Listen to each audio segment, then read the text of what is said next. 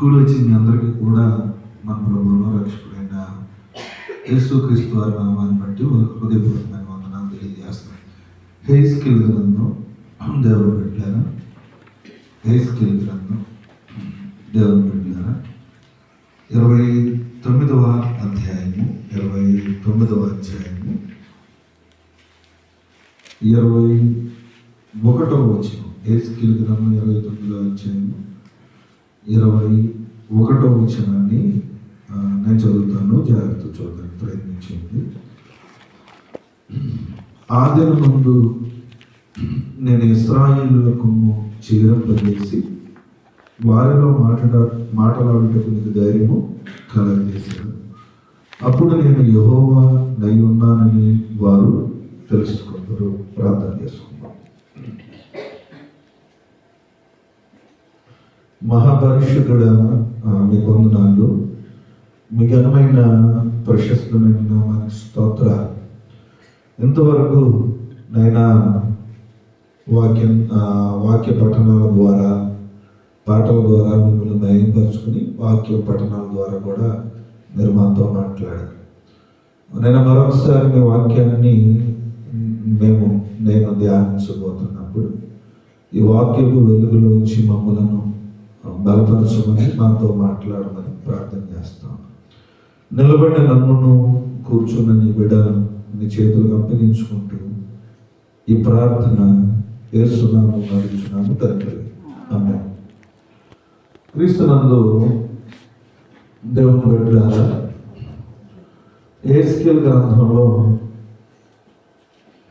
29వ అధ్యాయం 21వ వచనంలో నీకు ధైర్యము కలగజేసేదను అని దేవుని యొక్క వాక్యం మాతో మాట్లాడుతూ ఉంది. అంటే మానవ జీవితంలో చాలాసార్లు, క్రైస్తవ జీవితంలో ఎక్కువ ఎలా ఉంటుంది, భయాన్ని కలిగి మనం జీవిస్తాం. అంటే రేపేమి మనకు సంభవించింది, రేపొద్దున ఏం సంభవించింది, నా కుటుంబ పరిస్థితులు ఏంటి, లేదా నా బిడ్డల భవిష్యత్తు ఏంటి, లేదా కుటుంబాల్లో ఉన్న ఆర్థిక పరిస్థితులు ఏంటి, లేకపోతే నా కుటుంబాల్లో ఉన్న ఈ సమస్యలు ఏంటి అనే ఎక్కువ భయం కలిగింది. అయితే దేవుని ఎరిగినటువంటి మనం, దేవుని బిడ్డలారా, పరిపూర్ణమైన విశ్వాసం ఉంటే అసలు మనలో ఏం ఉండకూడదు, భయము ఉండకూడదు. అంటే భయపడడం వేరు, భయపడడం అంటే జాగ్రత్త పడడం వేరు. అసలు ఎప్పుడు కూడా ఎక్కువగా భయపడ్డాము అని అంటే ఏం లేదు, మనకి దేవుని మీద నమ్మకత్వం లేదు.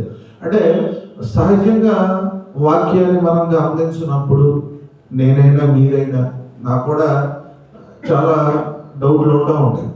కానీ ఆ వాక్యాన్ని ధ్యానించినప్పుడు ఆ వాక్యం మనకేమిస్తుంది, బలాన్ని ఇస్తుంది. ఎవరికైనా ఏమిస్తుంది, బలాన్ని ఇస్తుంది.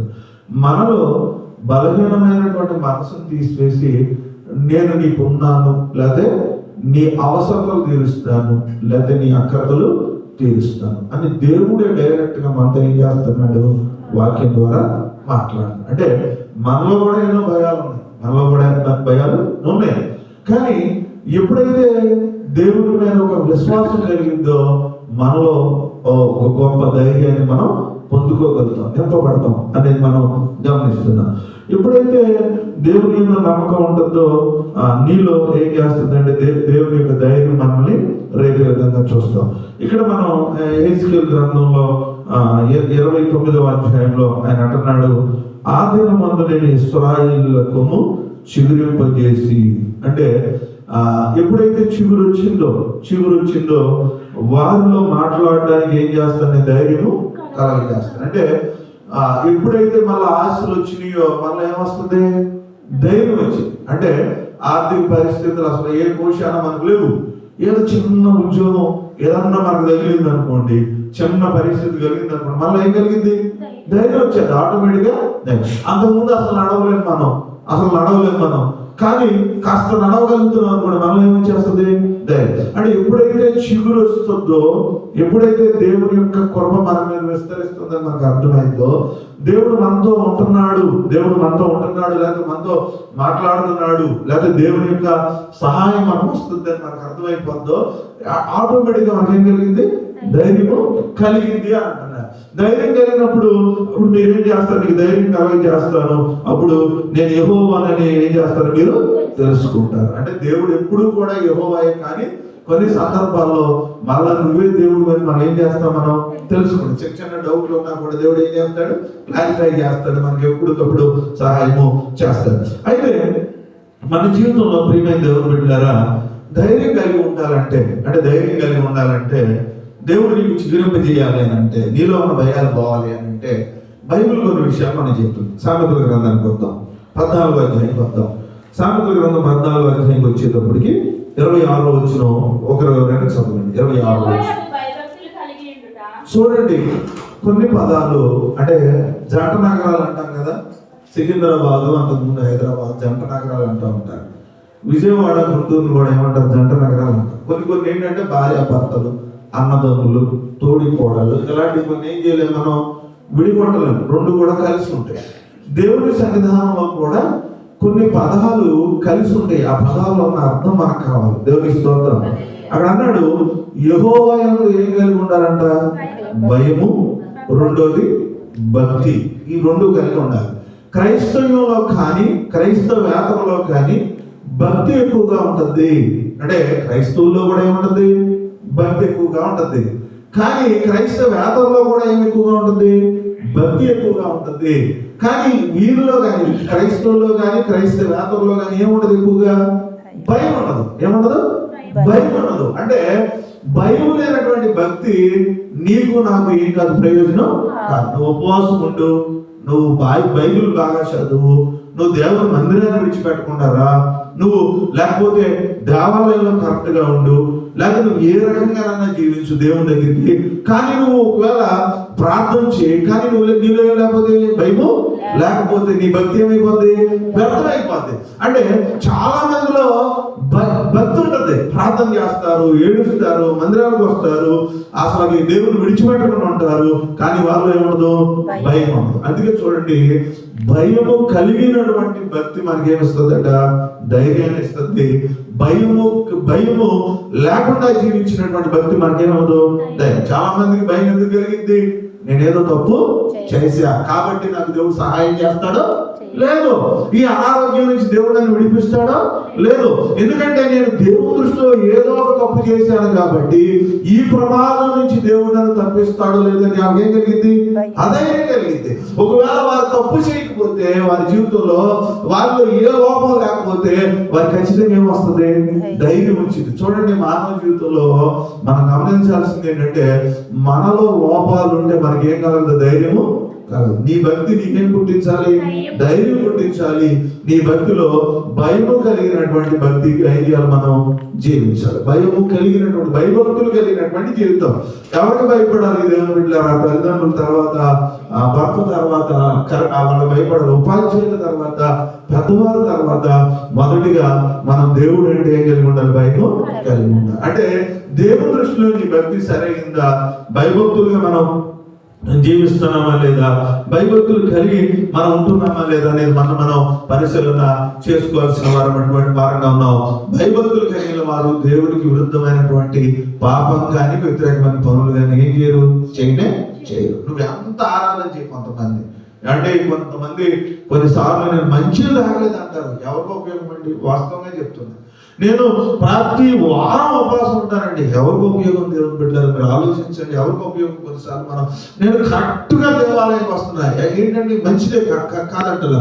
ఒకవేళ అన్నింటిలో నీవు ఉండి నీలో ఏమో లేకపోతే భయం, దేవుడు అంటే భయం లేకపోతే, దేవుని సన్నిధి అంటే భయం లేకపోతే, ప్రభు బల తీసుకుంటే నీవు ఎలా మలుచుకోవాలో, ఎలా నడవాలో నీకు తెలియకపోతే, ఒకవేళ ప్రార్థన చేస్తున్న నీవు నోటితో దేవుని స్తుతిస్తున్న నీవు ఎలా మాట్లాడాలో నీకు ఒకవేళ తెలియకపోతే, దేవుని ఆరాధిస్తున్న నువ్వు ఒక వ్యక్తితో ఏ విధంగా మాట్లాడాలి లేదా ఏ విధంగా ఆలోచించాలో మనకు తెలియకపోతే, మన జీవితంలో ఏ విధంగా చేయాలో మనకు తెలియకపోతే, మన జీవితంలో ఏమి లేనట్టు భయము లేదు. మనం మాట్లాడే ప్రతిదీ కూడా, మనం చేసేది ప్రతిదీ కూడా దేవుని యందు భయభక్తులు కలిగి మనము చేయాలి. దేవుని యందు భయభక్తులు కలిగి మనం చేయాలి.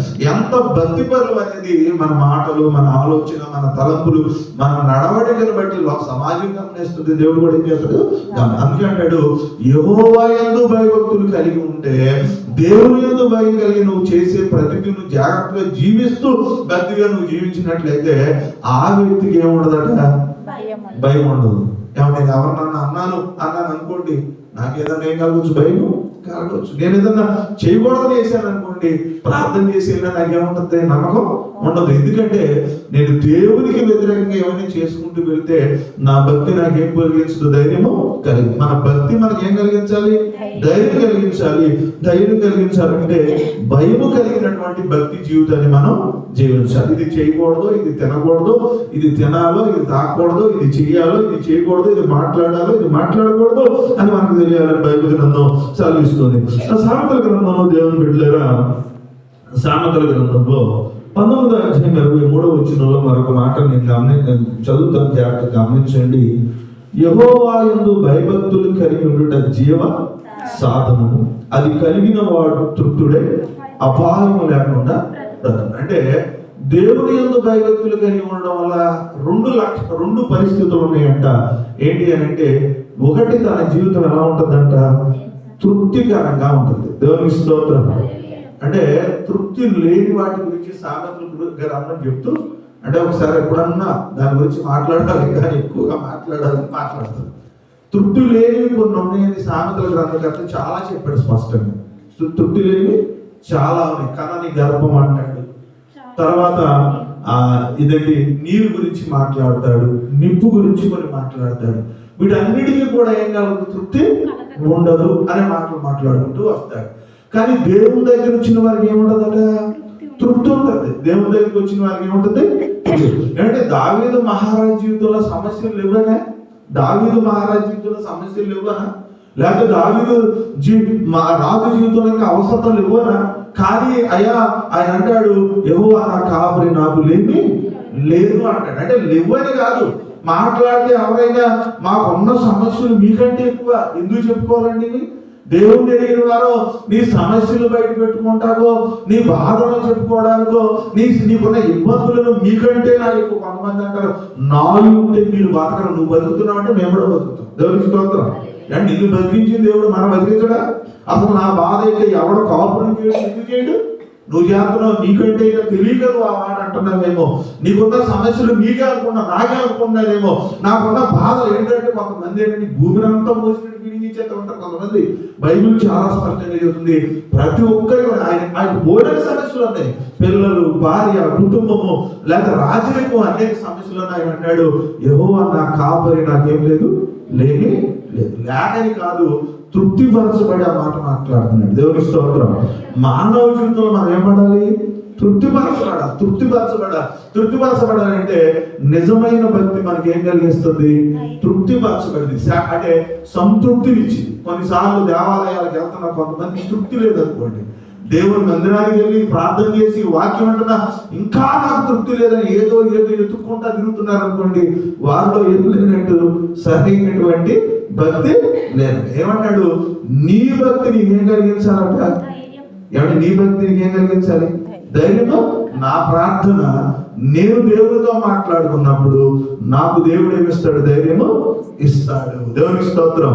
అందుకని నీ భక్తి నీకేం కలిగించింది, నేను చదవండి సామెతలు 19:23 చదవండి. యెహోవా యందు భయభక్తులు కలిగి ఉండుట, అంటే నువ్వు బ్రతకడానికి, నువ్వు పోషించబడడానికి, అసలు నీ బ్రతుకుకే మూలం ఏంటి, భయము. అసలు నీ బ్రతుకుకి మూలం ఏంటి, భయముగా జీవించడం. తర్వాత నువ్వేమన్నాడు, తృప్తిపరచబడతావు. నువ్వేమవుతావు, తృప్తిపరచబడతావు. దేవుడికి ఇచ్చిన పిల్లలను బట్టి, భర్తను బట్టి, ఉద్యోగాన్ని బట్టి, నీకు ఇచ్చిన ఆరోగ్యాన్ని బట్టి ఏమవుతావు నువ్వు. చిన్న కాళ్ళు నొప్పి వచ్చింది అనుకోండి, మనం బాధపడతాం. అసలు కాళ్ళు లేనివాడి పరిస్థితి మీరు ఆలోచించండి. ఒక్కొక్కసారి దీనికంటే ప్రభావాలను తీసేసుకో. ఏంటంటే చిన్న కడుపు నొప్పికి, కాళ్ళు నొప్పికి, చిన్న విషయాలకు కూడా మాట్లాడితేమంటావు. నిజంగా కొన్నిసార్లు అంటారు తదాస్త అంటారు కదా, వాళ్ళు ఉండాలంటే చాలా మాట్లాడతారు అంతేనా కదా, అంతేనా.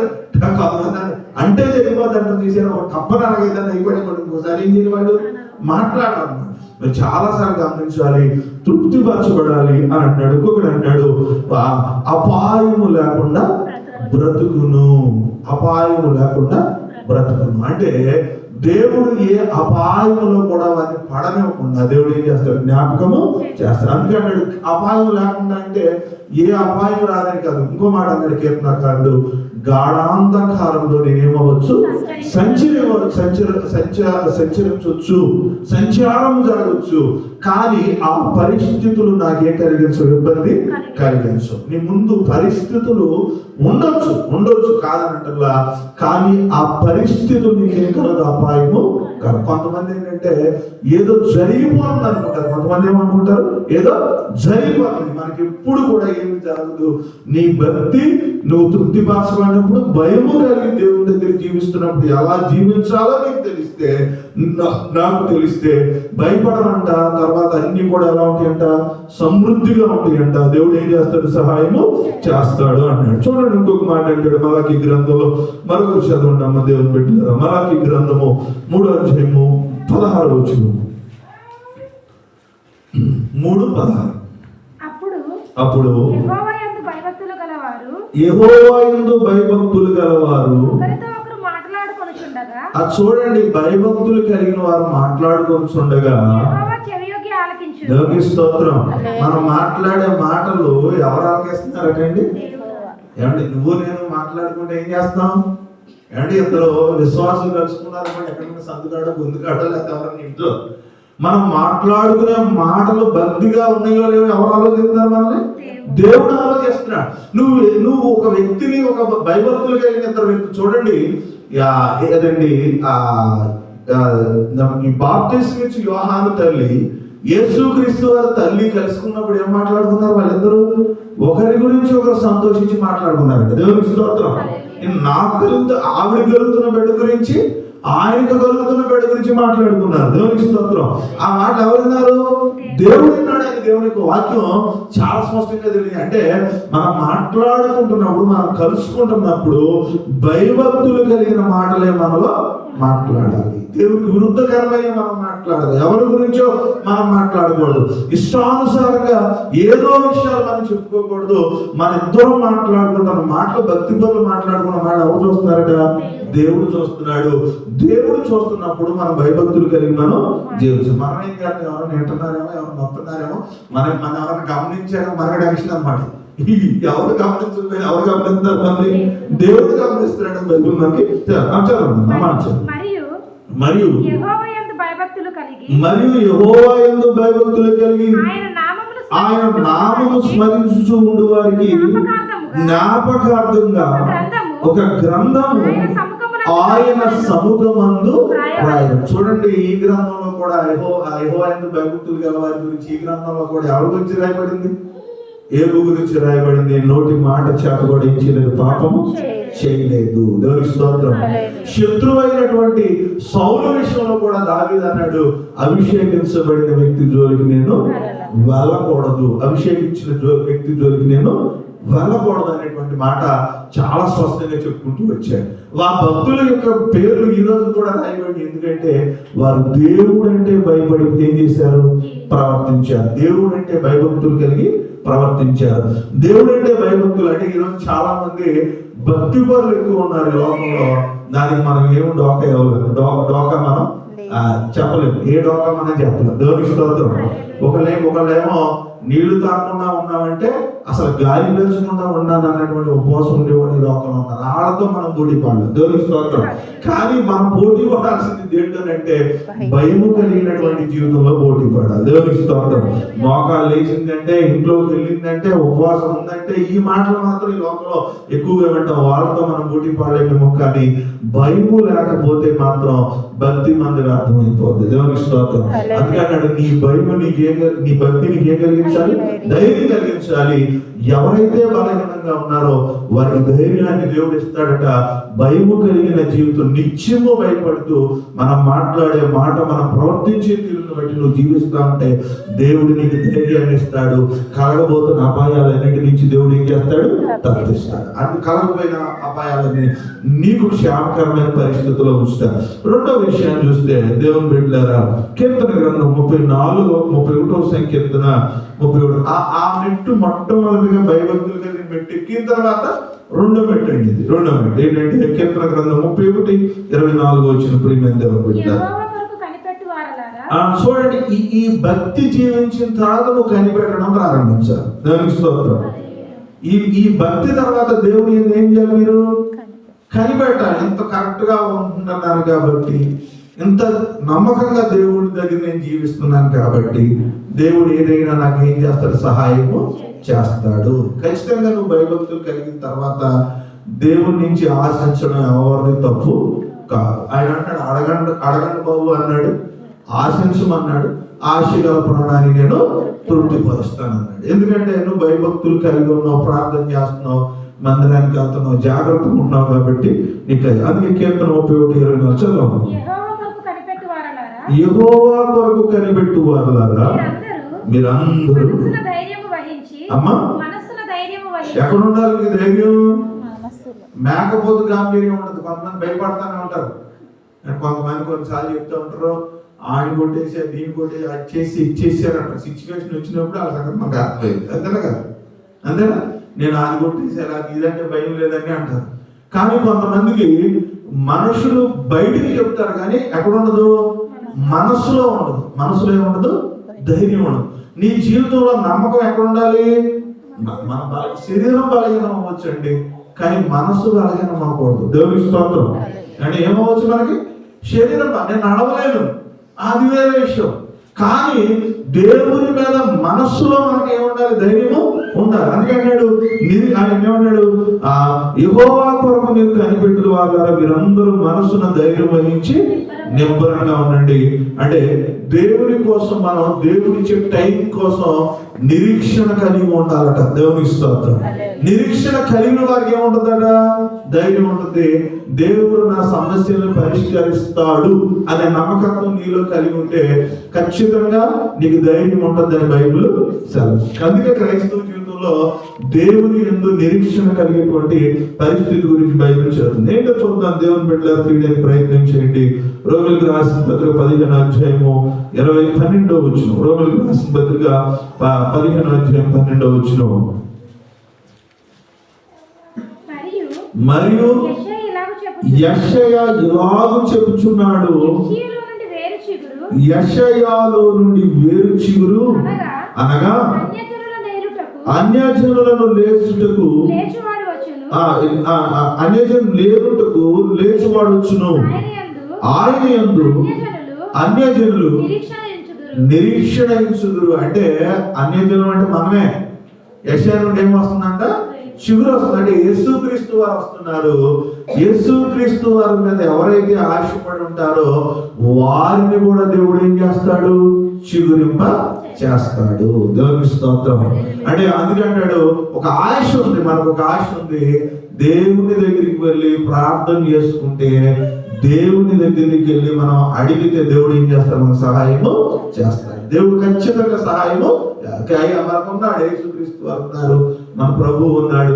ఆయన దగ్గర తగ్గించుకుని భయభక్తులు కలిగి ఉన్నప్పుడు మన ప్రార్థన దేవుడు ఖచ్చితంగా జవాబు ఇస్తాడు. మనకు నమ్మకం ఉండాలి. దేవుని బిడ్డ మనకి నిరీక్షణ ఉండాలి. దేవుడి వల్ల మనకి ఏం కలిగితే సహాయము.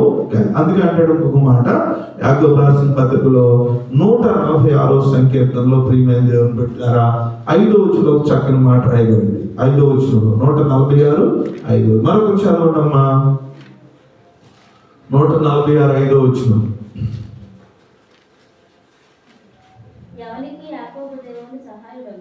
ఎవరికి అంటే దేవుడు ఎవరికి సహాయం చేయాలని అనుకుంటున్నాడో ఎవరికి సహాయం చేస్తాడు. దేవుని స్తోత్రం. అంటే ఆయన అంటాడు, దేవుడిలో అందరికి ఏంటి? దేవుడు రక్షకుడు అని రాయడు. దేవుడు అందరికి రక్ష అంటే దుర్మార్గుడిని రక్షిస్తాడా? మామూలుగా అంటే దుర్మార్గు పనులు చేసుకుంటూ వెళ్ళిపోతే రక్షిస్తాడా? దుర్మార్గుడైనా తన జీవితాన్ని మార్చుకుంటే దేవుడు ఏం చేస్తాడు? రక్షిస్తాడు. అందుకే దేవుడు అందరికీ సహాయకుడే. కానీ ఎవరు తన యందు భయభక్తులు కలిగి నిరీక్షణ కలిగి ఉన్నారో వారికి మాత్రం ఏం చేస్తారు? సహాయము చేస్తారు. అందుకన్నాడు ఇక్కడ, ఎవనికి యాకోబు దేవుడు సహాయకుడునో ఎవడు తన దేవుడైనా. ఇప్పుడు దేవుడు నీకు సహాయం చేయాలనుకున్నాడట, కానీ నువ్వు ఎవరి మీద ఆశ ఉండాలి? నీకు నాకు ఎవరి మీద ఆశ ఉండాలి? దేవుని మీద ఆశ. మందిరానికి వచ్చి ప్రార్థన చేసుకుంటే నీ బిడ్డకు స్వస్థత వచ్చింది, కాదండి నేను తాయిది కట్టించుకున్నానంటే నువ్వు ఎవరి మీద ఆశ పెట్టుకోలేదు? దేవుని మీద ఆశ పెట్టుకోవాలా? దేవుని మీద ఆశ. జలుబు వచ్చిందండి, జ్వరం వచ్చిందండి, పిల్లలేదో అరగట్లేదండి ఏదంటే ప్రార్థన చేయించుకుంటేనే దేవుని మీద ఆధారపడితే అయిపోద్ది. అమ్మ దిష్టి తీసే కొబ్బరికాయ నిమ్మకాయ లేకపోతే కోడుకుంటే ఎనిమిరకాయ అని ఎవడో చెప్పాడు అనుకోండి, దాని మీద మనం ఆశ కలిగి ఉన్నాం అనుకోండి, ఏమవుతుంది? దేవుడు సహాయం చేయడు. పిల్లలు ఎదగట్లేదు, పిల్లడు ఎదగట్లేదు, ఏదో కట్టమన్నారు అనుకోండి, ఆ మాట మనకి వినేసాం అనుకోండి, మనం ఎవరి మీద నమ్మకత్వం లేదు? దేవుడి మీద నమ్మకత్వం లేదు. అందుకే చెప్తున్నాడు బైబిల్, దేవుడికి సహాయం అవ్వాలనుకున్నాడు. కానీ నువ్వు చూడండి అన్నమాట, యాకోబు క్షమించాలి, కీర్తన 145 వచ్చిన చూడు కింద, తన దేవుడైన యెహోవా మీద ఆశ పెట్టుకున్న వాడు ధన్యుడు. దేవునికి స్తోత్రం. ఆయన నీకు సహాయం చేయాలనుకున్నాడు. ఆయన మీద నువ్వేం కలిగి ఉండాలి? ఆశ కలిగి ఉండాలి. నీ మనసంతా ఎవరి మీద పెట్టాలి? ఆయన మీద పెట్టాలి. ఆయన మీద పెడితే దేవుడు ఏం చేస్తాడు? సహాయము చేస్తాడు. ప్రియమైన దేవుని బిడ్డలారా, ఇంకొక మాట కూడా చూసి మనం ముందుకు వెళ్దాం. బైబిల్ తీయడానికి ప్రయత్నం చేయండి. దేవుని బిడ్డలారా, బైబిల్ గ్రంథం తీయడానికి ప్రయత్నము చేయండి. కీర్తన గ్రంథం 138వ సంకీర్తన 138వ సంకీర్తన 3వ వచనం. 138వ నేను మొరపెట్టిన దినమున. అమ్మమ్మ, ఈ మాట బాగా గుర్తు పెట్టుకోండి. ఎవరు మొరపెట్టినప్పుడు? పాస్టర్ గారు ప్రార్థన చేశారా? సంఘం అంతా మీకోసం ప్రార్థన చేసిందా అని రాశాడు. ఏమని రాశాడు? ఎవరు రాశారు? నేను మొరపెట్టిన దినమున. చూడండి దేవుని బిడ్డలారా, మన చేతిలో ఉన్న అత్యంత ప్రముఖమైన ఆయుధం ఏంటో తెలుసా? మన ధైర్యం ఏంటో తెలుసా? నువ్వు దేవుని దగ్గర నీ కోసం నువ్వు ప్రార్థన చేసుకోవడమే. దేవునికి స్తోత్రం. మీరు మనుషుల మీద, వ్యక్తుల మీద డిపెండ్ అయితే అనకూడదు. కానీ కొంతమంది సేవకులు ఈ లోకంలో మనుషులను వారి ప్రార్థన చేసుకోలేని వారిని ఏం చేశారు? తయారు చేశారు. మీరు గమనించండి, మీకు కడుపు నిండాలంటే ఎవరు తినాలి? మీరే తినాలి. మీరే తినాలి. మీరు అవసరత పోవాలంటే మీరే ప్రార్థన చేసుకోవాలి. మీరు సమస్య నుంచి బయటకు రావాలంటే మీరే ప్రార్థన. సంఘ ప్రార్థన చేస్తాడు, సేవకుడు చేస్తాడు. ఆ ప్రార్థన నీకు కొలమానము కాదు. దేవునికి స్తోత్రం. మీరు ప్రార్థన చేసుకున్నప్పుడు అక్కడ సంఘం ప్రార్థన చేస్తుంది, అక్కడ పేతురు కూడా ఏం చేస్తున్నాడు? ప్రార్థన. ఇద్దరు కూడా ఏం చేస్తున్నారు? ప్రార్థన చేస్తున్నారు. అందుకంటున్నాడు ఇక్కడ మాట చూడండి, ఎక్కడైనా మీరు చూడండి, స్పందన ప్రతిస్పందన ఉన్న చోటే దేవుడు ఏం చేశాడు? సహాయము చేశాడు. ఆయన ప్రార్థన చేశాడు, వారు ఏం చేశారు? విశ్వసించారు. ఇక్కడ చూడండి 138వ సంకీర్తన, నేను మొర్రపెట్టిన దినమున నీవు నాకేమిచ్చావు? ఉత్తరము ఇచ్చావు.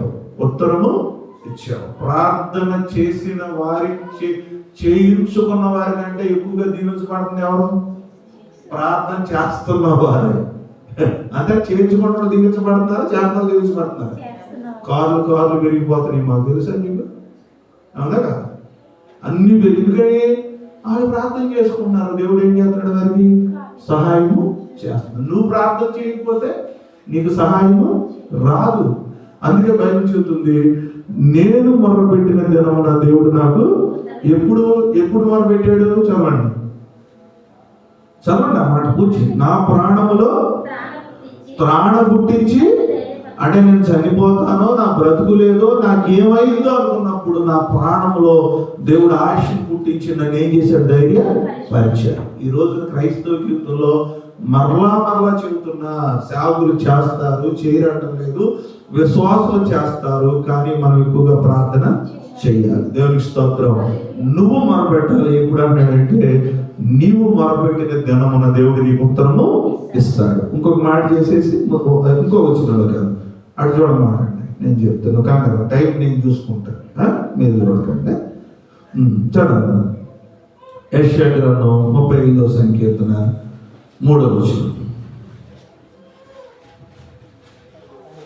యెషయా 35:3. ఏంటండి? సడలినటువంటి చేతులను బలపరచుడి. అంటే దేవుని వైపు చూసిన వారిని దేవుడు ఏం చేస్తాడు? ధైర్యపరుస్తాడు.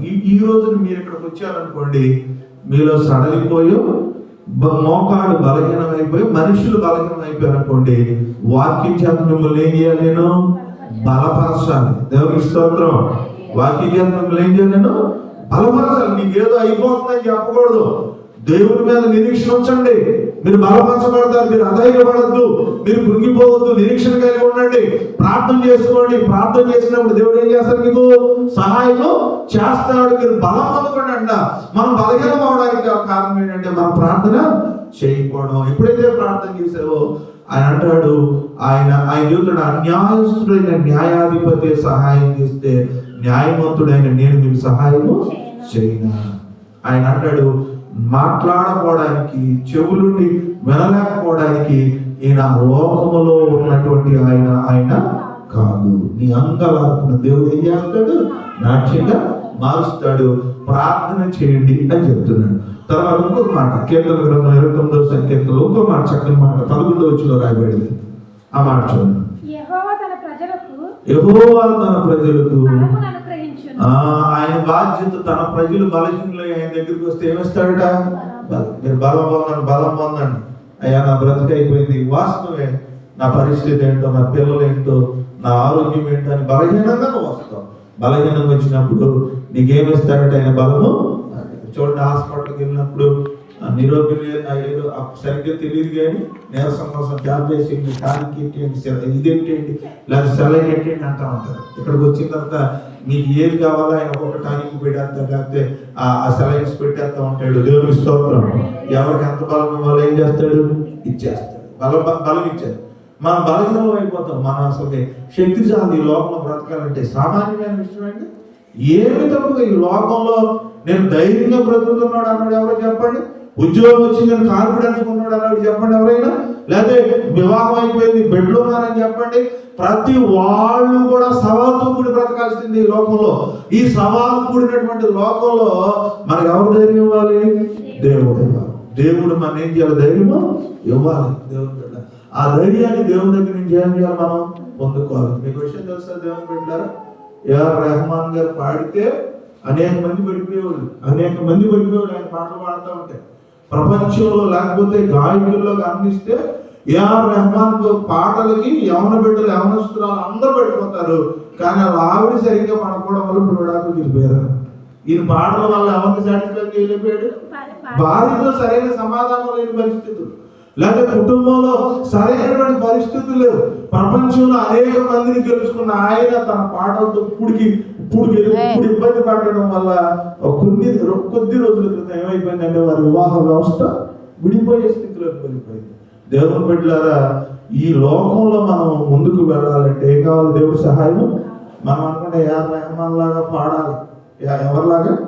ఏఆర్ రెహమాన్ ఎంత బాగుంది. ఏముంది ఇప్పుడు? కుటుంబం చిన్నగా అయిపోయిన తర్వాత డబ్బు కానీ పరిస్థితులు కానీ ఏమి కుటుంబ వ్యవస్థను మనకు తీసుకురాలేదు. దేవుని స్తోత్రం. కుటుంబ వ్యవస్థను మనకి తీసుకురాలేదు. భార్య బిడ్డలు ఇచ్చే సంతోషం, భర్త ఇచ్చే సంతోషం ఈ లోకంలో ఎవరు మనకి ఇవ్వలేదు. దేవుని బిడ్డలు అలాంటి బంధం మనకు మరొకసారి దొరకదు. కానీ ఆ పరిస్థితులు ఏం చేస్తున్నారు? నాశనము. మనం ఏంటంటే ఆడేంటంటే జనపే మనం, నువ్వు జనపే అయినా అంతే. వాళ్ళు ఏంటంటే ఉన్నవాళ్ళు కొంతమంది లెక్కలు అన్నమాట. ఎవరు ఏదున్నా సమస్యలు ఉంటే ఎవరు సహాయం చేయాలి? మన దేవుడు సహాయం చేయాలి. ఎవరున్నా, ఎవరికుండే సమస్యలు, ఎవరికుండే అవసరతలు, ఎవరికుండే బాధలు, ఎవరికుండే బలహీనతలు ఎవరికి ఉంటాయి. ఇది ఉంటే మనం పర్వాలేదనే వాళ్ళు ఈ లోకంలో ఎవరు లేరు. కానీ ఈ పరిస్థితుల్లో నీకు ధైర్యం కావాలంటే ఎవరు ఇస్తారు? దేవుడు. తన ప్రజలకు దేవుడు ఏం చేస్తాడు? బలమును అనుగ్రహిస్తాడు. యెహోవా తన ప్రజలకు సమాధానము కలగజేసి వారిని ఆశీర్వదించును గాక. కొంతమంది తెలిసి కొన్ని వ్యాపారాలు చేస్తారు అంటే ఊర్లో ఉండగలరా? మీరు చెప్పండి. కొంతమంది ఒరిస్సా ప్రాంతంలో కొంతమంది వ్యాపారాలు చేసి రాత్రుల నుంచి పడుకోవాలి తెలిసి పాపం ఎవడొచ్చి పట్టుకెళ్ళిపోతాడో తెలియదు. ఎవడొచ్చి పట్టుకెళ్ళిపోతాడు ఫుల్ డబ్బు ఉంటుంది, కానీ ఏంటి టెన్షన్. ఏ కేసులు తోసేస్తారు, ఏది మాలని చెప్తారో టెన్షన్ అనమాట. కానీ మనకిచ్చిన సంపదలో దేవుడు ఏమిస్తాడు? సమాధానకరమైన పరిస్థితులు దేవుడు. ఆఖరి మాట అంటే ఆఖరి పాయింట్.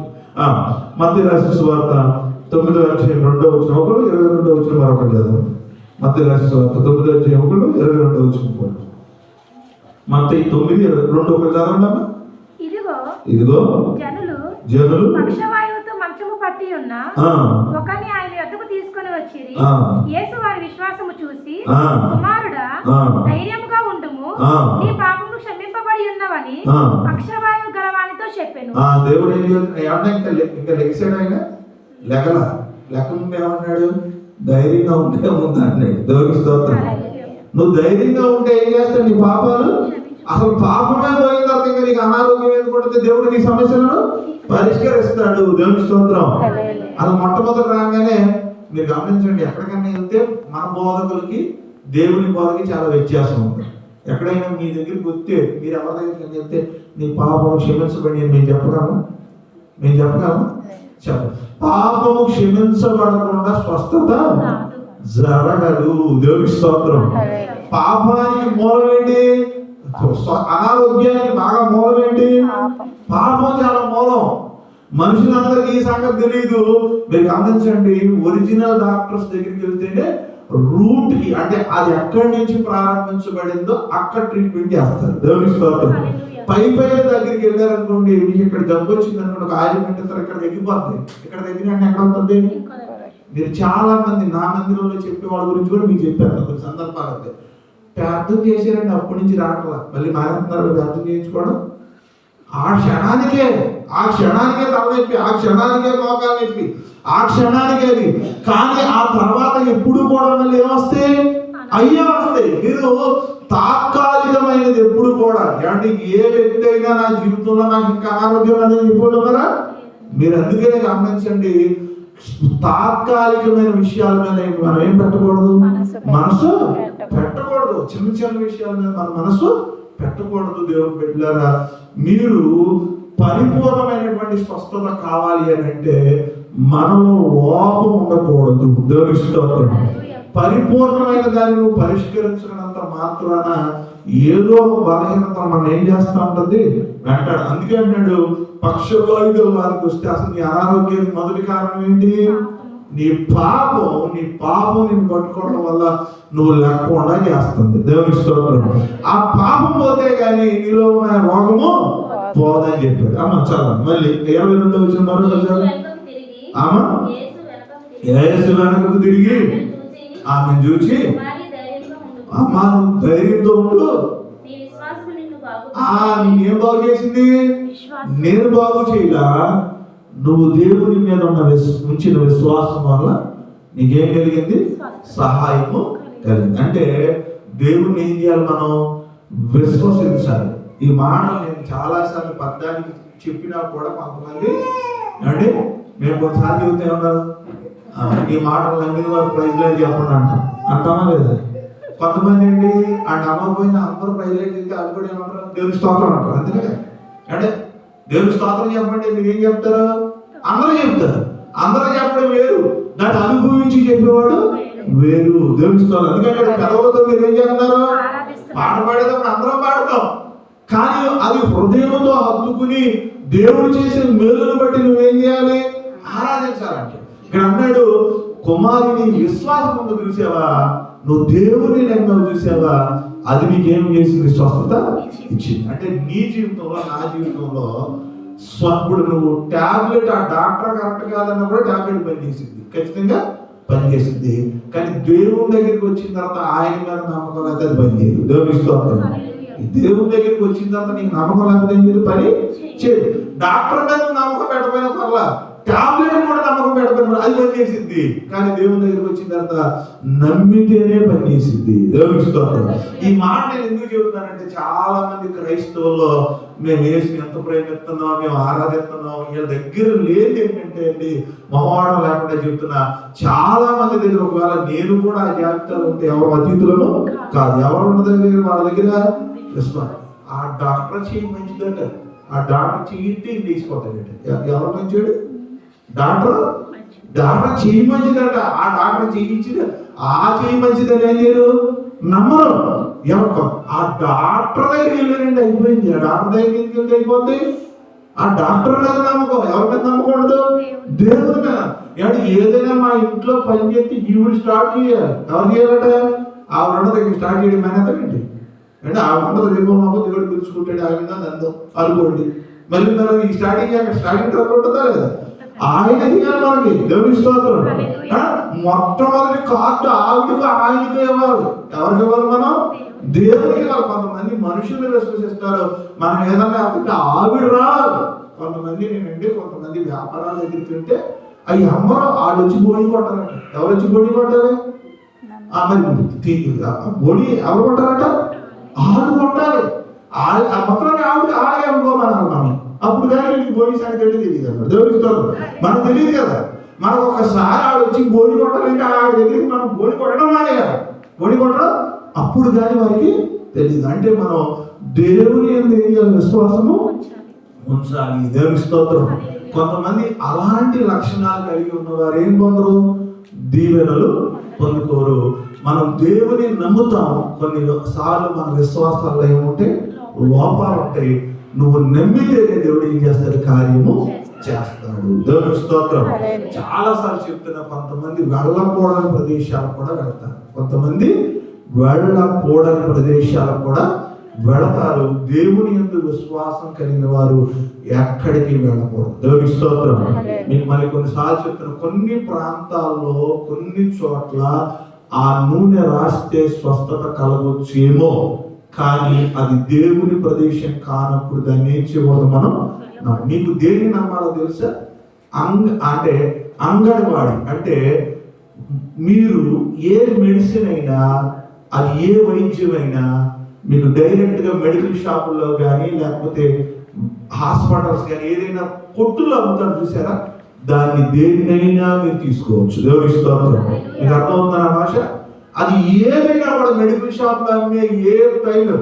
మీకు కొంతమందికి గిరిజనులకు సంబంధించిన ఆయిల్ అమ్ముతున్నారు, తప్పేం కాదు. జుట్టు బాగా వచ్చేద్దాం అంటే జుట్టు బాగా, నేను చాలా మంది చేస్తాం, మనం తమ్ముడేడు కదే అది ఒకటి బుక్ చేద్దాం అనే చెప్పు అనే సలహా అన్నాడు. అక్కడ మెడిసిన్ 500 అన్నాడు. చూద్దాం, బాగుంటే నీకు పెళ్ళి అవ్వాలి, ఓడకూడదురా అని నేను చేద్దాం అన్నాడు. దేవుని స్తోత్రం. అదే తప్పు కాదు, జుట్టు కావాలి, తప్పేమి కాదు. చెప్పారు గిరిజనులు బాగుందని. పొద్దున కూడా రాండి అమ్మ అన్న, ఒక అమ్మాయి అంటుంది, అన్న అది 500 కానీ అంది. ఇక్కడ బయట అవునమ్మా, కానీ ఏది పడితే బుక్ చేయి, ఉన్నది పోతే మనకి ఒరిజినల్ ఏముందంట అని చెప్పారు. దేవుని స్తోత్రం. తప్పేం కాదు. ఎందుకని తప్పేమి? అమ్మేది ఏది కరెక్ట్, తప్పేమి కాదు, తప్పేమి కాదు. కానీ అది ఎక్కడో దేవుడి దగ్గర పెట్టాడు, విగ్రహాల కాడ పెట్టాడు, అది ఊరిని ఎక్కడంట, దానికి ఏం కాదు. అక్కడికి మీరు వెళ్ళారనుకో, అది చాలా పొరపాటు. దేవునికి స్తోత్రం. దేవుని నమ్ము, కానీ ఏం చేయకూడదు? దాని వెనకాల ఉన్న దురాత్మను మనం నమ్మకూడదు. ఆయన అంటే మేము దండం పెట్టం, నాకు దాంతో సంబంధం లేదు, మా దేవునితోనే సంబంధం. దేవునికి స్తోత్రం. మీరు సైకిల్ కొన్నా, ఏ బైకులు కొన్నా, ఆడికి ఏమైనా యారాడే కొన్నారనుకోండి, అవి వృద్ధిలో ఓపెన్ ఉంటుంది. దేవుని మీరు అలాంటి కాదు, నేను మామూలుగా చెప్పబడి ఉంటుంది. దేవుని స్తోత్రం. ఆ బైకులు పోవడమే, మీతో చెప్తున్నా, వాహనాలు పోవడమే, ఆ ఇల్లు, ఆ స్థలాలు, గృహాలు పోవడం ఎందుకు ఓపెన్ కాదంటే మనం ఎవరి మీద ఆధారపడలా? దేవుని మీద ఆధారపడ. అయ్యా నాకు ఆ ఇల్లు ఎందుకు నిలబడలేదు, ఆ వస్తువులు ఎందుకు నిలబడలేదంటే నువ్వు ఎవరి మీద విశ్వాసం ఉంచలా? దేవుడే. నేను ఏంటంటే నా కానికపోతే పాడవుతారు నేను ఎప్పుడు చేస్తాను. దేవుని స్తోత్రం. కానీ దేవుని విశ్వాసం ఉంచకపోతే మనం ఏమైపోతాం? పాడైపోతాం. దేవుని మీద నమ్మకం లేకపోతే జీవన గల దేవుని మీద, దేవుని మీద విశ్వాసం లేకపోతే దేవుని బిడ్డలారా, దేవుని మీద శక్తి లేకపోతే మనం అభివృద్ధి చెందాలని దేవుని బిడ్డలారా. అందుకంటాడు నువ్వు ఎవరి మీద విశ్వాసం ఉంచాలి? దేవుని మీద. అది స్వస్థత కలగొచ్చండి, కలగకపోయినా పర్లా, నా దేవుని మీదే నాకు నమ్మకత్వం. మీకు విషయం తెలుసా, మా సేవకు ఒక ఆయన ఉన్నాడు, ఎక్కడికి వెళ్ళదో తెలిసి ఎక్కడికో కాదు. మీకు ఇప్పటికీ కూడా ఒక ఆయన మీకు దేవదాస్ అయ్య గారు అని చెప్పి విజయవాడ ప్రాంతంలో ఉంటారు, దానికి ఒక బస్సు బుక్ చేస్తారు. ఆయన తప్పని కానీ ఆయన తప్పని నేను అంటాను. ఆ వెనకాలంలో ఏంటంటే అక్కడికి వెళ్తే స్వస్థత వచ్చింది అంట. అక్కడికి వెళ్తే ఏమొస్తుంది? చెప్పాడా దేవదాసారి గారు మీరు ఎలాంటి బైబిల్లో చెప్పి ఎలాంటి మట్టి తెచ్చుకోండి, మట్టి తినేయండి మీకు స్వస్థత వచ్చిందని ఆయన చెప్పాడండి. అని అన్నాడు, కుమారి నీ విశ్వాసం నిన్ను సేవకుడే చెప్పారు. ఆయన ఎవరో సేవకుడే, ఆయన సేవకుడే, ఈయన సేవకుడే. కానీ వాక్య విధానాన్ని మనం ఏం చేయకూడదు, వ్యతిరేకమైన దాన్ని మనం నమ్మకూడదు. దేవుని స్తోత్రం. వాక్య విధానాన్ని మనం ఏం చేయకూడదు, వ్యతిరేకమైన దాన్ని నమ్మకూడదు. దేవుడు ఆ సేవకుడు ఈ రోజుకి ఆరోగ్యంగానే ఉన్నాడు. దేవుని స్తోత్రం. ఆ సేవకుడు 3 బిడ్డలు 4 బిడ్డలు ఉంటే 3 బిడ్డలు గవర్నమెంట్ ఎంప్లాయీస్. దేవుని స్తోత్రం. ఎంతమంది అండి? 3 బిడ్డలు గవర్నమెంట్ ఎంప్లాయీస్. ఎందుకని ఎవరి మీద, దేని మీద బతికాడైనా? విశ్వాసం మీద. ఆ తర్వాత నుంచి ఈ రోజు వరకు ఆయన నడుము నొప్పి లేదు. దేవుని స్తోత్రం. ఆయన ఈ రోజు వరకు నడుము నొప్పి లేదు. ఎవరి మీద ఆధారపడాలి మనం? ఆయన దగ్గరికి వెళ్తాం, ఆయన అయిపోద్ది అక్కడ పని జరగదు. మళ్ళీ ఇక్కడ లేడంటే చెన్నైలో ఉన్నాడు, అక్కడ మళ్ళీ ప్రయాణం చేస్తాం. అంటే మనం ఏం చేస్తాం? అక్కడ నీకు ఉంటుంది 2 రోజులకి అయిపోద్ది. నీకు 5 వచ్చేసానండి, మళ్ళీ నీకు కాదు, మళ్ళీ నీకు నాకు మళ్ళీ ప్రార్థన అడుగుతావు. నువ్వు ప్రార్థన మళ్ళీ టాబ్లెట్లు కొట్టదు, నువ్వు నేను టాబ్లెట్లు కొట్టదు, దానికి పరిష్కారం ఉండదు ఇంకా. అందుకంటే నీ విశ్వాసమే నిన్ను స్వస్థపరిచింది. దేవునికి వ్యతిరేకంగా మనం మూఢనమ్మకాలు లాంటి విశ్వాసుల మీద ఏం చేయకూడదు, నమ్మకంతో. మీకు ఇంకో మాట చెప్పిన, దేవుని మీద నమ్మకంతో లేదు. చాలా మందికి ఎవరి మీద నమ్మకంతో ఉంది? దేవుని సేవకుల మీద నమ్మకం ఎక్కువగా ఉంది. దేవుని సేవకుల మీద నమ్మకంతో, దేవుని కంటే దేవుని సేవకులు కూడా మీరు ఏం చేయకూడదు, నమ్మకూడదు. దేవుని ఏ యాంగిల్లో చెప్తున్నాను అర్థం చేసుకోండి, మరి దీన్ని తప్పుగా అర్థం చేసుకోమాకండి. ఏ టైం దేవుని సేవకులుగా ఆయన చెయ్యితే, ఆయన ప్రార్థన చేస్తే, ఆయన దగ్గరికి మీ జీవితంలో నేను అన్నాను కాదండి, అలాంటి స్వభావం కలిగిన వారు ఎక్కడ స్వస్థత రాదు. దేవుని స్తోత్రం. ఎక్కడా స్వస్థత రాదు. మీ ఓపెన్గా చెప్తున్నా. ఆ తర్వాత నేను బాగున్నాను, అక్కడికి వెళ్ళిన తర్వాత చెప్పిన ఒక్కరు చెప్పండి డైరెక్ట్ గా అక్కడికి వెళ్ళిన తర్వాత నా పరిస్థితి అంటే మనం కూడా వెళ్ళిపోదాం. ఎందుకంటే ఇక్కడ అనవసరం, మనం కూడా వెళ్ళిపోవచ్చు, మనం కూడా అక్కడికి వెళ్దాం. ఎందుకంటే ఈ వ్యాధులతో, ఈ బాధలతో అక్కడే జరిగితే పరిష్కారం ఎక్కడ జరిగితే అక్కడికి మనం వెళ్ళిపోవచ్చు. ఆయన అంటున్నాడు, నీ విశ్వాసంలో ఉంది కానీ పరిస్థితుల్లో దేవుని స్తోత్రం. అంతే కదా. అంటే నీరు నేనేమంటా ఎక్కడ బాగుందంటే అక్కడికే వెళ్దాం. దేవుని స్తోత్రం. చైతన్యాలో చదివినోడికి జాబులు ఇద్దామంటే మన పిల్లలందరినీ అప్పు చేసినట్టు చదివిద్దాం. చైతన్యాలో చదివినోడికి వస్తుందని చెప్పాలంటే ఎక్కడన్నా, లేకపోతే భాషల్లో చదివినోడికి వచ్చిందని చెప్పండి ఎక్కడికైనా, లేకపోతే పలానా నారాయణలో చదివిస్తేనే వచ్చిందని చెప్పండి, మనం కూడా అక్కడ ఏం చేద్దాం, చదివిద్దాం. ఎందుకంటే పరిష్కారం ఎక్కడ ఉంటుందో అక్కడే మన నమ్మకాలు అన్నమాట. మన బిడ్డలు ఎక్కడ చదివించిన ఆడలో టాలెంట్ లేకపోతే వాళ్ళు ఏం చేయరు, చదవనే. గవర్నమెంట్ కాలేజీల్లో అంటే మెడికల్ ఇప్పుడు అదండి చిన్న దేవుని బిడ్డలారా, లైట్ కింద ప్రభుత్వం ఇచ్చేటువంటి లైట్ల కింద చదివితే బిఆర్ అంబేద్కర్ అనేటువంటి ఆయన ప్రపంచ దేశాలు తారుమారు చేసే రాజ్యాంగాన్ని రాయగలిగాడు. దేవుని స్తోత్రం. చాలా మంది గవర్నమెంట్ స్కూల్లో, హాస్టల్స్ లో చదువుకుని ఉద్యోగస్తులుగా ఉన్నతమైన స్థితిలో ఉన్న కారణం ఏంటి అని అంటే, వాళ్ళు నమ్మిన సిద్ధాంతాలు లేదా వాళ్ళు నమ్మిన విశ్వాసం, వారు చదువుతున్న చదువు. అలాగే క్రైస్తవ జీవితంలో కూడా ఎక్కడికి వెళితే అక్కడ ఎక్కడో జరిగితే కాదు, నీ విశ్వాసం లేకుండా దేవుడు ఏం చేయలేదు, కార్యము. దేవాలయానికి వచ్చిన తర్వాత నీ మీద డిపెండ్ అని ఆయన మీద మాత్రమే ఉంది. దేవుని స్తోత్రం.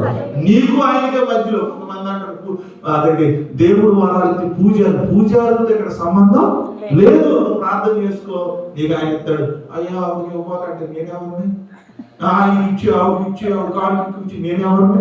ఏమండి బాగా ముందు వెళ్ళగానే ముందు నెలకు మొదటికి ఆవిడేస్తుందంటే నేను ఇచ్చిన నువ్వు ఇచ్చిన ఆయన ఎవడు. దేవుని స్తోత్రం. ఎవరు ఇవ్వాలి? ఆయన. ఆవిడ ఇవ్వటం లేదయ్యా, ఇవ్వటం లేదయ్యా, నేనెవరిని? ఆవిడ ఇవ్వటం లేదు, ఆయన ఇవ్వటం లేదయ్యా నన్ను అన్నారయ్యా, నేనెవరిని? నీకు ఆయనకే సంబంధం. దేవుని స్తోత్రం. నీకు ఆయనకే. ఆయన అంటాడు, కుమారి నీ విశ్వాసం నీకు ఏం చేస్తా, సహాయము చేస్తుంది. కళ్ళు మూసుకున్నాం, ప్రార్థన చేసుకో. ప్రార్థన అవసరం ఉంటే మళ్ళా చెప్పండి. ఈ ప్రార్థన చేసిన తర్వాత ప్రార్థన చేసుకున్నాం. మహోన్నతుడా మీ స్తోత్రాలు, మహాపరిశుద్ధుడా మీకు వందనాలు, మీ ఘనమైన నామానికి స్తుతులు స్తోత్రాలు తెలియజేస్తున్నాను. ఈ యొక్క రాత్రి కాలంలో నేను ఇంతవరకు మాతో మాట్లాడిన రీతిని బట్టి మిమ్మల్ని స్తుతిస్తూ ఉన్నాను. అనేకమైన విషయాలు మాతో మీరు మాట్లాడారు. నేను ఆ వచనం చదివే ముందు మా జీవితాల్లో ఎన్నో భయాలు, ఎన్నో అధైర్యము, ఏంటి మా పరిస్థితులు అనే ఆలోచన మాకుంది. ప్రభా, ఏంటి మా కుటుంబ పరిస్థితులు అనే ఆలోచన ఉంది. ఏంటి మా పిల్లల భవిష్యత్తు అనే ఆలోచన ఉంది. ఏంటి ప్రభా నా యజమానుడు అనే ఆలోచన ఉంది. ఏంటి ప్రభా నా కుటుంబంలో ఈ పరిస్థితి అనే ఆలోచన ఉంది. ఏంటి నా భవిష్యత్తు ఏంటి, నా కుటుంబ పరిస్థితి ఏంటి అనే ఆలోచన ఉంది. కానీ మీరు చెప్పారు మాత్రం, నీకు మరలా ధైర్యం ఇస్తాను, మరలా చిగురింపజేస్తాను, నీలో నా భయాన్ని నేను తొలగిస్తానని మీ వాక్యం ద్వారా మాతో మాట్లాడారు. అయా నీ వాక్యము మా భయములలో ప్రభావాన్ని ధైర్యం ఇస్తున్నందుకు మీ స్తోత్రాలు తెలియజేస్తాం. బలహీనము, నిరంతరము భయపడుతున్నటువంటి వ్యక్తులకు మేము, కానీ మీ వాక్యము మాకు ధైర్యాన్ని ఇస్తుంది. అయా నీ వాక్యమే రాకపోతే, అయా మీరు మాతో మాట్లాడలేకపోతే మీరు ధైర్యాన్ని పొందు. కురిగిన వారము, మోకాళ్ళు అరిగినటువంటి వారము, చేతులు సడలినటువంటి వారము, నడుములు జారిపోయినటువంటి వారము, శరీరం అంతా కురిగిపోయినటువంటి వారము. కానీ మీ వాక్యము మాలో ధైర్యాన్ని బ్రతకాలనే ధైర్యాన్ని ప్రభా, అయా మీ వాక్యము మాలో శక్తినివ్వాలన్నటువంటి ధైర్యాన్ని, మీ వాక్యము మాలో బలపరచబడాలనేటువంటి ధైర్యము ప్రభా మెరుస్తున్నందుకు మీ స్తోత్రాలు తెలియజేస్తున్నాం. అయా ఈ రాత్రికాల సమయంలో మమ్మలను మీ చేతులకు అప్పగిస్తున్నాం తండ్రి. మమ్మల్ని ధైర్యపరచండి ప్రభా. అయా సడలిపోయింది ఇక్కడ మోకాళ్ళు ప్రభా, అయా కురిగిపోయారు ప్రభా, కుటుంబాలు బలహీనమైపోయారు, వారికున్న బాధలు బట్టి, వారికున్న సమస్యలు బట్టి. అయా నీ వాక్యం చేత వారిని ధైర్యపరచమని అడుగుతున్నాం. నీ వాక్యం చేత వారి గుండెలను బలపరచమని ప్రార్థన చేస్తాం. వారిలో ఉన్న అభద్రతా భావము, వారిలో ఉన్నటువంటి భయాలు, వారిలో ఉన్న పరిస్థితులను తీసివేసి ఏ దేవుని మీద ఆధారపడితే వారి శక్తి పొందుకుంటారు, ఏ విశ్వాసంతో వారి శక్తి పొందుకుంటారు, ఏ నిరీక్షణతో వారి శక్తి పొందుకుంటారు, ఏ భయం కలిగిన భక్తి కలిగిన జీవితంతో వారి శక్తి పొందుకుంటారు జ్ఞాపకం చేసుకుని ప్రార్థన చేస్తున్నాం. అయా ధైర్యం చెడిన మమ్ములను, బలహీనపరచబడిన మమ్ములను, భయంతో బ్రతుకుతున్న మమ్మలను జ్ఞాపకం చేసుకోమా. నీకు మరలా ధైర్యం ఇస్తానన్నావు. ఎవరు భయపడుతున్నారో మీరు ఎరిగిన దేవుడు, ఎవరిలో ఏ భయం ఉందో మీరు ఎరిగిన దేవుడు, ఎవరిలో ఏ భయంతో ఇబ్బంది పడుతున్నారు ఇక్కడ ఎరిగిన దేవుడు. ఎవరు భయపడుతున్నారు ఈ రాత్రి వారికి మరలా ధైర్యం ప్రభా, నాయన మరలా ధైర్యం. ఏడుస్తూ కన్నీళ్లు పెట్టుకుంటూ గుండెలు కరిగిపోయి పచ్చబడి ధైర్యం లేదని బ్రతుకుతున్న బిడ్డలు ఎవరో మీరు ఎరిగిన దేవుడు. ఇక్కడ ఎవరికి వాక్యం అవసరం ఉందో ఈ రాత్రి, ఎవరు ఉన్నారు, ఎవరు కృంగిపోయి ఉన్నారు, ఎవరు వారి పిల్లల గురించి ఆలోచిస్తున్నారు, ఎవరు వారి ఆరోగ్యం గురించి ఆలోచిస్తున్నారు, ఎవరు వారి భవిష్యత్తు గురించి ఆలోచిస్తున్నారు, ఎవరు వారి ఉద్యోగం, ఎవరు ఆర్థిక పరిస్థితుల గురించి ఆలోచిస్తున్నారు, ఏ విషయంలో అధైర్యంగా ఉన్నారో వారితో ఈ రోజు మాట్లాడండి. వారిని ధైర్యపరచండి, వారిని బలపరచండి. వాక్యం ద్వారా వారు బలపరచబడాలి, వారు ధైర్యపరచబడాలి, వారు కృంగకూడదు, వారు ఆడవకూడదు, వారి మీద శోధించబడకూడదు, వారు నిస్సహాయ స్థితిలోకి వెళ్ళకూడదు, వారు అభద్రతాభావంలో బ్రతకకూడదు ప్రభా, వారు బలహీనం అయిపోకూడదు, వారు కృంగిపోకూడదు ప్రభా, వారు లేపపరచబడాలి, వారు లేవాలి తండ్రి, వారు బలపరచబడాలి ప్రభా, వారు ధైర్యపరచబడాలి. రాత్రికాల సమయంలో వారి భక్తి ద్వారా, వారి విశ్వాసం ద్వారా, వారి నిరీక్షణ ద్వారా వారు ధైర్యపరచబడడానికి సహాయం చేయండి. ఆయా ధైర్యం చెడిపోయిన ప్రతి గుండెని రాత్రి మీ చేతులు భయముతో బ్రతుకుతున్న వారి, కన్నీటితో బ్రతుకుతున్న వారి, నిస్సహాయ స్థితిలో మేము ఎందుకు బ్రతుకున్నామని భయపడుతున్న వారిని మీరు ఈ రోజు ఈ రాత్రి ధైర్యపరచమని ప్రార్థన చేస్తాం. ధైర్యం గల దేవ, బలపరచు దేవ, చిగురింప చేయగల దేవ, ఈ రాత్రి మమ్మల్ని జ్ఞాపకం చేస్తాం. ఈ వాక్యం ద్వారా మాలో శక్తిని పొందుకోవడానికి సహాయించండి. ఈ వాక్యం ద్వారా మేము బలపరచబడడానికి సహాయం చేయండి ప్రార్థన. ఈ వాక్యం ద్వారా మాలో ఉన్న ప్రతి అవసరముతో తీర్చమని రాత్రి నుంచి నిరీక్షణతో మీరే మాకున్న ధైర్యం, అయా మీ మీదే మాకు విశ్వాసం, మీ మీదే మాకు నిరీక్షణ ప్రభా. మేము నిరంతరం భయం కలిగి ఉంటున్నాం అయా, నిరంతరము భక్తి కలిగిన జీవితం మీ మీద తప్పితే మాకు మరొక సహాయంగా, మరొక సహకారంగా మరొకసారి రాదు ప్రభు. ఆయన మీ ఉన్న నిరీక్షణ, విశ్వాసం, భయం కలిగిన జీవితంలో తక్కువ కాకుండా ప్రభావం నేను నిరీక్షణ కలిగి ప్రతి అవసరమును మేము పొందుకోవడానికి సహాయం చేయండి. ఆయన ధైర్యం చేయండి. ప్రతి కుటుంబమును, ప్రతి బిడ్డను మీ చేతులకు అప్పగిస్తూ వారిలో ఉన్న ధైర్యాన్ని తీసివేసి ధైర్యపరిచి బలవంతులుగా జ్ఞాపకం చేసుకుని వారిని బలపరిచి దేనికి భయపడకుండా శక్తిమంతులుగా ఏ సమస్యనైనా ధైర్యంగా ఎదుర్కొని ముందుకి వారి కుటుంబాలు ముందుకు వెళ్ళడానికి సహాయం చేయండి. బలహీనలో బలపరిచి శక్తిమంతులుగా ధైర్యపరచండి. ఈ ప్రార్థన యేసు నామమున అడుగుచున్నాము తండ్రి. ఇంతవరకు దేవుని యొక్క వాక్యాన్ని విన్న మీ అందరికీ నా వందనాలు.